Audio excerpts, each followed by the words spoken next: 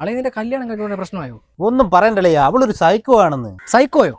പിന്നല്ലാതെ എന്റെ പൊന്നളിയെ കല്യാണം കഴിഞ്ഞ് അവിടെ വീട്ടിൽ ചെന്നപ്പോ അവിടെ അച്ഛനും അമ്മയ്ക്കും ഒരേ നിർബന്ധം, എന്ത്? അമ്മായിയെ കാണാൻ പോണോന്ന്. ആഹാ. പിന്നെ നമ്മള് പ്രതീക്ഷനെക്കാട്ടി വലിയൊരു ഗിഫ്റ്റ് ആണ് അവര് നമുക്ക് തന്നത്. എന്റെ പൊന്നളിയ, ഞാൻ എന്നിട്ട് അവളോട് ചോദിച്ചു, എടി നിന്റെ അമ്മായിക്ക് വല്ല അസുഖം വല്ലതും ഉണ്ടോ? അല്ല, കല്യാണത്തിന് കണ്ടില്ല. ഉടനെ അവള് പറയാ അവിടെ അച്ഛനും അമ്മയൊക്കെ അമ്മായിയോട് മിണ്ടിട്ട് കുറെ നാളായി. എന്നിട്ട് നീ അമ്മായിയെ കാണാൻ പോയോ? അമ്മായി കാണാൻ പോയോന്നോ?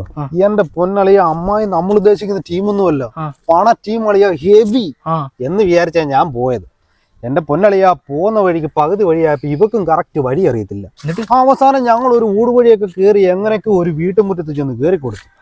അവിടെ ചെന്നപ്പോ അതുകൊണ്ടളിയാ നിൽക്കുന്നു, ചട്ടയും മുണ്ടൊക്കെ എടുത്ത് മുറ്റം തൂത്തോണ്ട് ഒരാൾ നിൽക്കുക. അമ്മായിയോ? അമ്മായിയാണെന്നളിയാ ഞാനും ആദ്യമേ വിചാരിച്ചത്. ഈ ജാതി മാറി കെട്ടിയോണ്ട് ചില പിണക്കങ്ങളും കാര്യങ്ങളും പ്രശ്നങ്ങളും ഒക്കെ ഉണ്ടെന്നാണ് ഞാൻ വിചാരിച്ചത്. ഏത് എന്റെ പൊന്നളിയ, അവസാനം ഞാൻ അമ്മായിയുടെ കാലെ സാഷ്ടാംഗം അങ്ങ് പ്രണമിച്ചു. ഇത് കണ്ട അവരും ഏതോ വഴിക്ക് ഓടി, അവളും ഗേറ്റ് തുറന്നു ഓടി. അവസാനം ഞാൻ ഇങ്ങനെ കിടക്ക എന്റെ പൊന്നളിയ. അപ്പൊ ഇതിലാരെ സൈക്കോ?